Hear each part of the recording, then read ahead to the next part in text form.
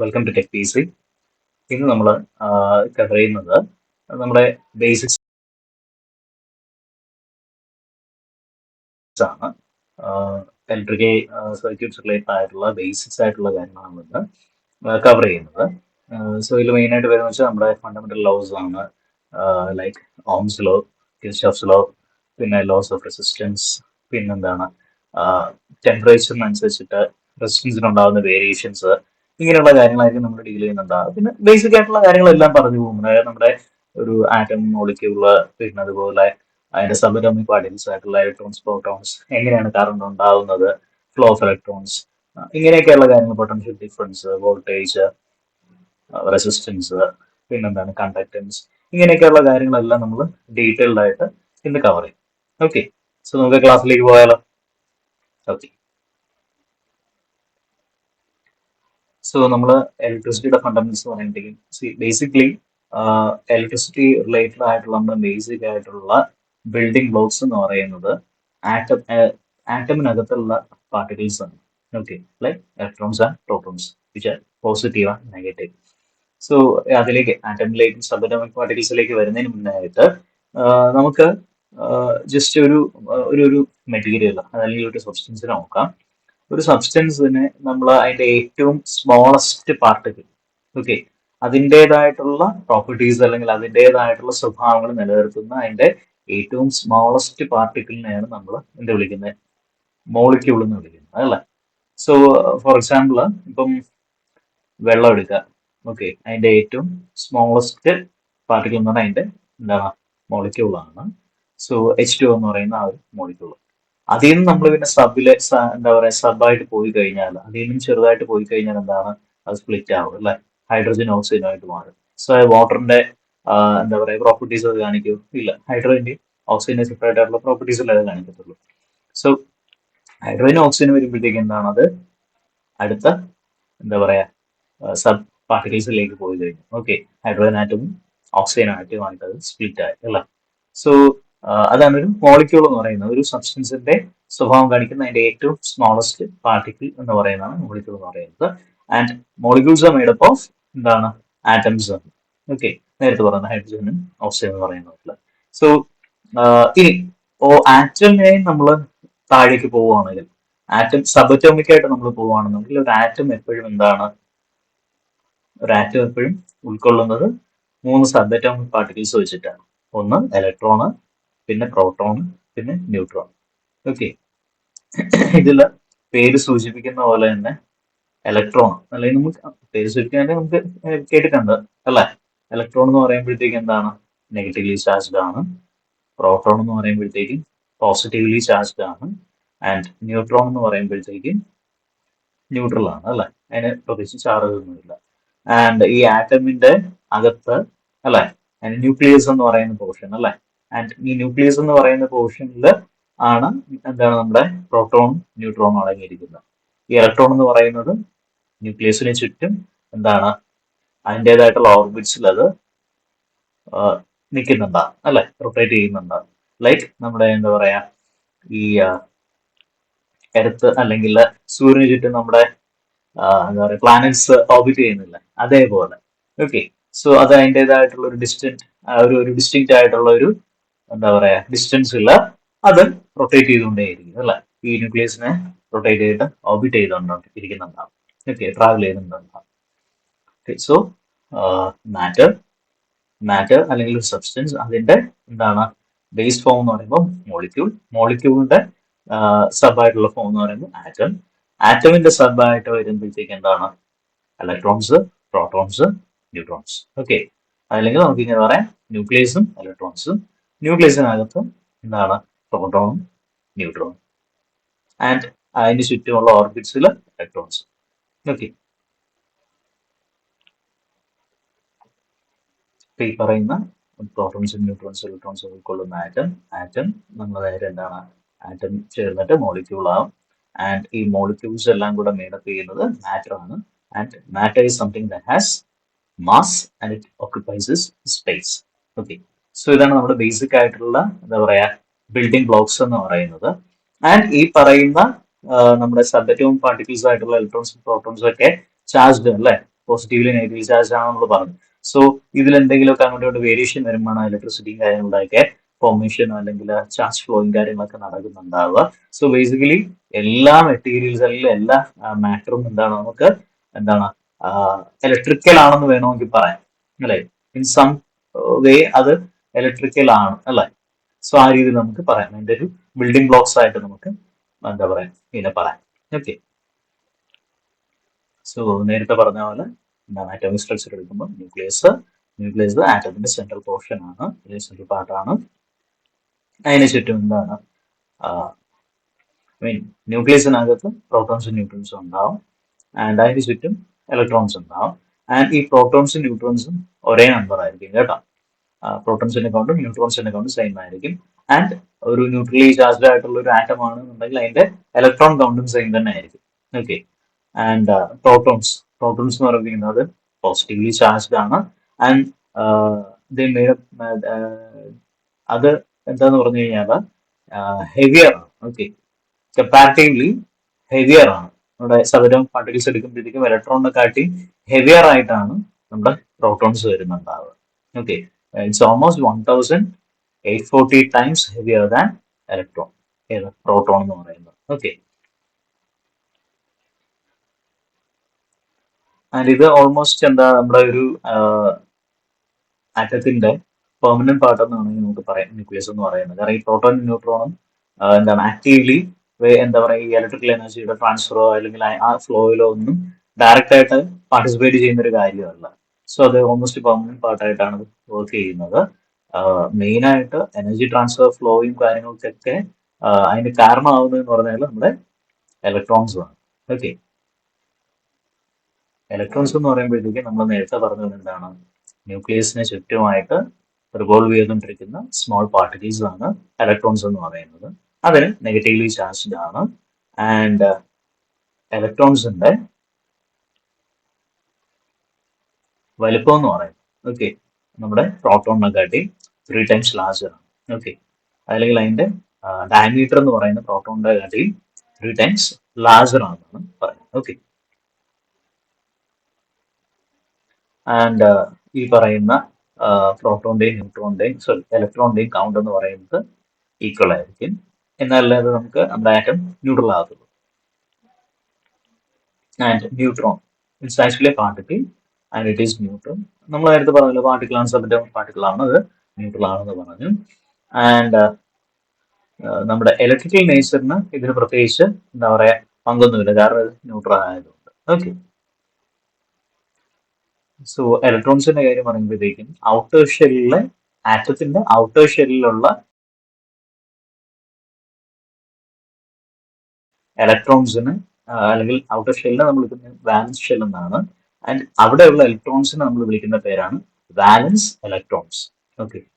And ന്യൂക്ലിയസിൽ നിന്ന് ഒരുപാട് ദൂരെ ആയതുകൊണ്ട് തന്നെ ഏറ്റവും ഔട്ടർ മോസ്റ്റ് എന്താ പറയുന്ന ഓർബിറ്റിൽ ആയതുകൊണ്ട് തന്നെ എന്താണ് നമ്മുടെ ന്യൂക്ലിയസിന്റെ ഒരു പുള്ള് ഇപ്പം ലൈക്ക് നമ്മുടെ എന്താ ഒരു എർത്തിന്റെ ഗുരുത്വാകർഷണം പോലെ ആ ഒരു എന്താ പറയാ ആ ഒരു വലിവ് അല്ലെങ്കിൽ അതിന്റെ എന്താണ് പറയുന്നത് ആ ഒരു അട്രാക്ടിങ് ഫോഴ്സ്, ന്യൂക്ലിയസിൽ നിന്നുള്ള ആ ഒരു അട്രാക്ടിങ് ഫോഴ്സ് ഇപ്പൊ നമ്മുടെ എർത്തിന്റെ ഗ്രാവിറ്റി എന്ന് പറയുന്ന പോലെ ആ ഒരു അട്രാക്റ്റീവ് ഫോഴ്സ് കമ്പാരിറ്റീവ്ലി എന്താണ് ഔട്ടർ ഓർബിറ്റ്സിലുള്ള നമ്മുടെ വാലൻസ് ഇലക്ട്രോൺസിന് കിട്ടുന്നത് കുറവായിരിക്കും. കാരണം എന്താ അതിന്റെ ന്യൂക്ലിയസിനോട് അടുത്ത് കിടക്കുന്ന ഇന്നർ ഓർബിറ്റ്സിലുള്ള അല്ലെങ്കിൽ ഇന്നർ ഷെൽസിലുള്ള ഇലക്ട്രോൺസിനായിരിക്കും കൂടുതൽ അതിന്റെ എഫക്ട് പോകുന്നുണ്ടാവുക. സോ അപ്പൊ ദൂരോട്ട് പോകും തോറും എന്താണ് ഔട്ടർ ഷെല്ലിലോട്ട് വരും തോറും എന്താണ് അതിലേക്കുള്ള ഇതിന്റെ എന്താ പറയാ നമ്മുടെ അട്രാക്ഷൻ എന്ന് പറയുന്നത് അല്ലെങ്കിൽ അതിന്റെ സ്വാധീനം കുറഞ്ഞു വരും. ഓക്കെ.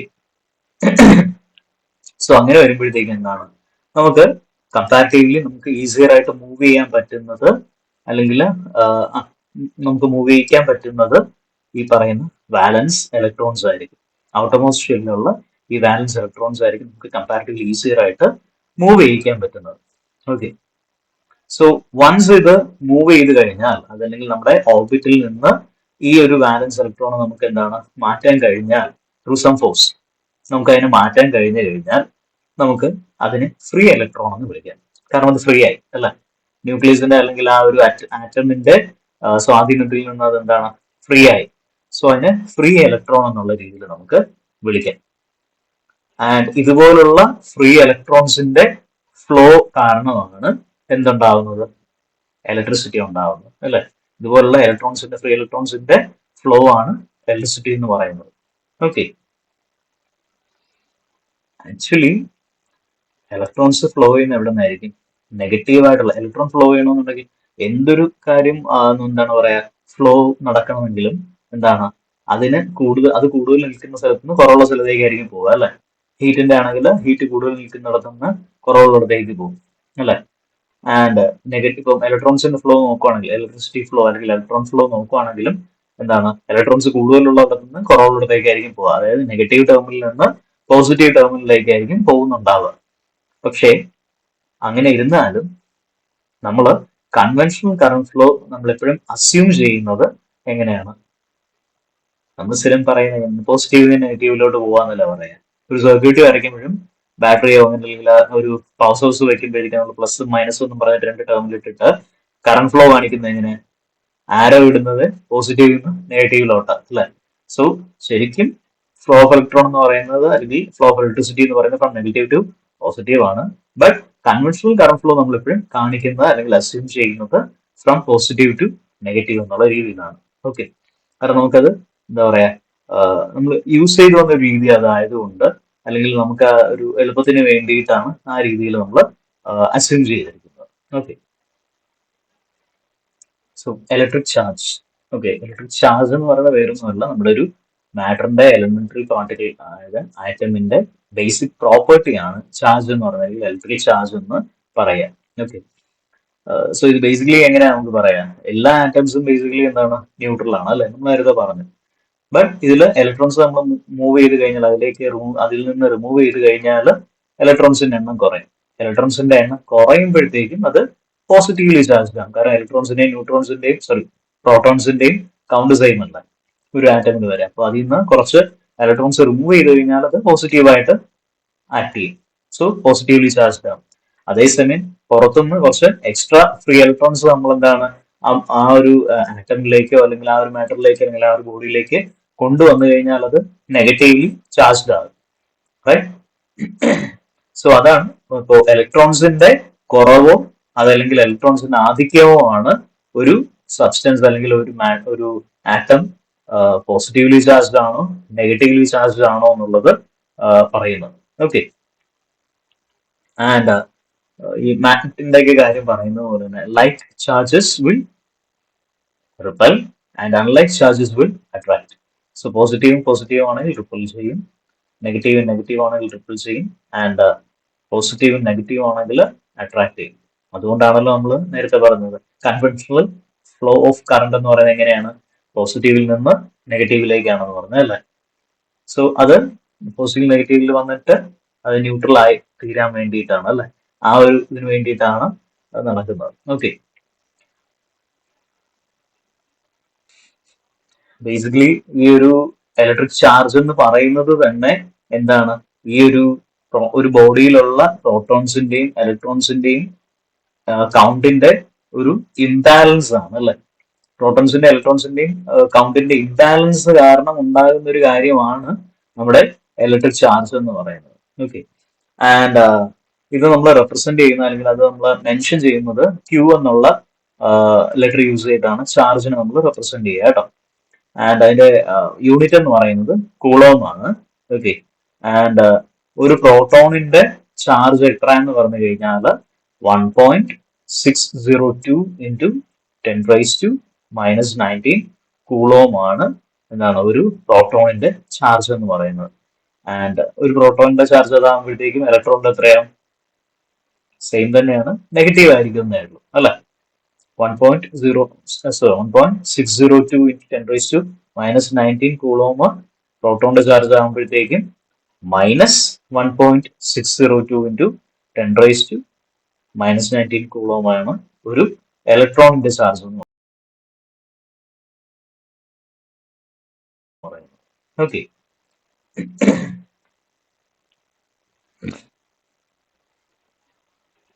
ഒരു കൂളോം ചാർജ് ഒരു മെറ്റീരിയൽ അല്ലെങ്കിൽ ഒരു കണ്ടക്ടറിൽ കൂടെ ഒരു സെക്കൻഡിൽ ഫ്ലോ ചെയ്യുവാണ് എന്നുണ്ടെങ്കിൽ അതിനെയാണ് നമ്മൾ ഒരു ആംപിയർ കറണ്ട് എന്ന് പറയാം കേട്ടോ. ഒരു കൂളോം ചാർജ് ഒരു സെക്കൻഡിൽ കൂടെ എന്താണ് ആ ഒരു സബ്സ്റ്റൻസിൽ കൂടെ അല്ലെങ്കിൽ ആ ഒരു കണ്ടക്ടറിൽ കൂടെ പാസ് ചെയ്ത് പോവുകയാണെന്നുണ്ടെങ്കിൽ അതിനെയാണ് നമ്മൾ 1 ആംപിയർ കറണ്ട് എന്ന് പറയാം. ഓക്കെ. ആൻഡ് നേരത്തെ നമ്മൾ പറഞ്ഞതുപോലെ ഒരു പ്രോട്ടോണിന്റെ ചാർജ് 1.602 × 10⁻⁻19 കൂളോം ആണെന്ന് പറഞ്ഞു. അങ്ങനെയാണെങ്കിൽ ഒരു കൂളോം എന്ന് പറയുമ്പോഴത്തേക്കും എത്ര പ്രോട്ടോൺസ് അല്ലെങ്കിൽ എത്ര ഇലക്ട്രോൺസിന്റെ ചാർജിന് ഇക്വലന്റ് ആണെന്ന് ഇവിടെ നമുക്ക് നോക്കണ്ടേ. 1 കൂളോം ഇതിന്റെ ഇൻവേഴ്സ് എടുക്കുക. ഓക്കെ. ഇതിന്റെ എന്താ പറയാ റെസിപ്രോക്കൽ എടുത്ത് നോക്കുക. റെസിപ്രോക്കൽ എടുക്കുമ്പോഴത്തേക്ക് 1/1.602 × 10⁻19 എടുത്ത് നോക്കുക. അപ്പോഴത്തേക്കും വരുന്നത് 6.24 × 10⁻18 ഇലക്ട്രോൺസ് അല്ലെങ്കിൽ പ്രോട്ടോൺസ് എന്നാണ്. ഓക്കെ. സോ പോസിറ്റീവ്, അതായത് നമ്മുടെ ഒരു കൂളോം ചാർജ് എന്ന് പറയുമ്പോഴത്തേക്കും 6.24 × 10⁻18 അത്രയും ഇലക്ട്രോൺസിന്റെ അല്ലെങ്കിൽ അത്രയും പ്രോട്ടോൺസിന്റെ ചാർജിന് ഇക്വലന്റ് ആണ്. ഓക്കെ. പോസിറ്റീവ് ചാർജ് ആണെങ്കിൽ പ്രോട്ടോൺസിന്റെ നമുക്ക് പറയാം, നെഗറ്റീവ് ചാർജ് ആണെന്നുണ്ടെങ്കിൽ ഇലക്ട്രോൺസിന്റെ നമുക്ക് പറയാം. ഓക്കെ. ആൻഡ് കറണ്ട് എന്ന് പറയുന്നത് വേറെ ഒന്നുമല്ല, ഫ്ലോ ഓഫ് എന്താണ് ഇലക്ട്രിക് കറണ്ട് എന്ന് പറഞ്ഞു കഴിഞ്ഞാൽ it's A flow of free electrons ആണ്. ഓക്കെ. സോ ഇലക്ട്രോൺ ഫ്ലോ എങ്ങനെയായിരിക്കും നമ്മൾ നേരത്തെ പറഞ്ഞു, നെഗറ്റീവ് ടെർമിനലിൽ നിന്ന് പോസിറ്റീവ് ടെർമിനലിലേക്കായിരിക്കും. പക്ഷെ കൺവെൻഷനലി നമ്മൾ പറയുമ്പോഴത്തേക്കും പോസിറ്റീവ് ടെർമിനലിൽ നിന്ന് നെഗറ്റീവ് ടെർമിനലിലേക്ക് എന്നുള്ള രീതിയിലായിരിക്കും നമ്മൾ പറയുന്നുണ്ടാവുക. And the conventional flow will always be opposite, അല്ലെങ്കിൽ always be in the opposite direction of the flow of electrons. Flow of ഇലക്ട്രോൺസിന് അതിന്റെ ഓപ്പോസിറ്റ് ഡയറക്ഷനിലായിരിക്കും നമ്മൾ കൺവെൻഷൻ ഫ്ലോ ഓഫ് കറണ്ട് എന്ന് പറയാം. ഓക്കെ. നമ്മൾ നേരത്തെ പറഞ്ഞ കാര്യം തന്നെയാണ്. നമ്മൾ നേരത്തെ പറഞ്ഞു 1 ആംപിയർ കറണ്ട് എന്ന് പറഞ്ഞു കഴിഞ്ഞാൽ ഒരു കണ്ടക്ടറിൽ കൂടെ ഒരു കൂളോം ചാർജ് ഒരു സെക്കൻഡിൽ പാസ് ചെയ്യുകയാണെങ്കിൽ അതിനെ 1 ആംപിയർ എന്ന് നമുക്ക് പറയാമെന്ന് പറഞ്ഞു. വേറൊരു രീതിയിലും കൂടെ പറയാം. അതായത് നമ്മുടെ ഒരു സെക്കൻഡിൽ ഒരു കണ്ടക്ടറിൽ കൂടെ 6.24 × 10⁻18 ഇലക്ട്രോൺസ് പാസ് ചെയ്യുവാണ് എന്നുണ്ടെങ്കിൽ ഓക്കെ, അതിന് നമുക്ക് എന്താണ് 1 ആംപിയർ എന്നുള്ള രീതിയിൽ നമുക്ക് പറയാം. ഓക്കെ. അല്ലെങ്കിൽ വേറെ രീതിയിൽ നമുക്ക് പറയാം എന്താണ്, ഒരു ഓം റെസിസ്റ്റൻസ് ഉള്ള ഒരു വോൾട്ടേജ് അല്ലെങ്കിൽ ഒരു വോൾട്ട് പൊട്ടൻഷ്യൽ ഡിഫറൻസ് ഉള്ള ഒരു സർക്യൂട്ടിൽ കൂടെ അല്ലെങ്കിൽ ഒരു കണ്ടക്ടറിൽ കൂടെ എന്താണ് ഈ ഒരു രീതിയിൽ 6.24 × 10⁻18 ഇലക്ട്രോൺസ് പാസ് ചെയ്യുവാണെന്നുണ്ടെങ്കിൽ അതിന് എന്താണ് 1 ആംപിയർ കറണ്ട് എന്നുള്ള രീതിയിൽ നമുക്ക് പറയാം. ഓക്കെ. ബേസിക്കലി നമ്മൾ നേരത്തെ പറഞ്ഞു എന്താണ് 6.24 × 10⁻18 ഇലക്ട്രോൺസ് അല്ലെങ്കിൽ പ്രോട്ടോൺസിന് ഇക്വലന്റ് ആണ്, അല്ലെങ്കിൽ അതിന്റെ ചാർജിന് ഇക്വലന്റ് ആണ് നമ്മുടെ 1 കൂളോം ചാർജ് നമ്മൾ പറഞ്ഞു. സോ ഈ 1 കൂളോം ചാർജ് ഒരു കണ്ടക്ടറിൽ കൂടെ ഒരു സെക്കൻഡിൽ പാസ് ചെയ്യുകയാണെങ്കിൽ അത് 1 ആംപിയർ കറണ്ട് ആണെന്ന് നമ്മൾ പറഞ്ഞു. സോ അതുകൊണ്ടാണ് ഇവിടെ നമ്മൾ ഈ ഒരു രീതിയിൽ അതിനെ പറഞ്ഞത്. Flow of if 6.24 × 10⁻18 electrons pass through A conductor per second, അതിന് നമുക്ക് എന്താണ് 1 ആംപിയർ കറണ്ട് എന്നുള്ള രീതിയിൽ പറയാമെന്ന് പറഞ്ഞത്. ഓക്കെ. ആൻഡ് കറണ്ട് എന്ന് പറയുമ്പോഴത്തേക്കും നമ്മൾ ഐ എന്നുള്ള ലെറ്റർ കൊണ്ടാണ് നമ്മൾ മെൻഷൻ ചെയ്യുക. സോ ഐ = Q/T, അതായത് ചാർജ് ബൈ ടൈം. നമ്മൾ ഒരു കൂളോം ചാർജ് പെർ സെക്കൻഡ് എന്നല്ലേ പറഞ്ഞു. So charge by time, I = Q/T അല്ലെങ്കിൽ dQ/dt എന്നുള്ള രീതിയിൽ നമുക്ക് പറയാം. ഓക്കെ. സോ ഒരു ആംപിയർ എന്ന് പറയുമ്പോഴത്തേക്കും നമുക്ക് 1 കൂളോം പെർ സെക്കൻഡ് എന്നുള്ള രീതിയിൽ പറയാം. ഓക്കെ. സോ കറണ്ടിന്റെ യൂണിറ്റ് എന്ന് പറയുന്നത് നമ്മൾ നേരത്തെ ഇപ്പൊ പറഞ്ഞ ആംപിയർ ആണ്. ആൻഡ് ആംപിയർ നമ്മൾ മെൻഷൻ ചെയ്യുന്നത് എ എന്നുള്ള ലെറ്റർ യൂസ് ചെയ്തിട്ടാണ്. ഓക്കെ.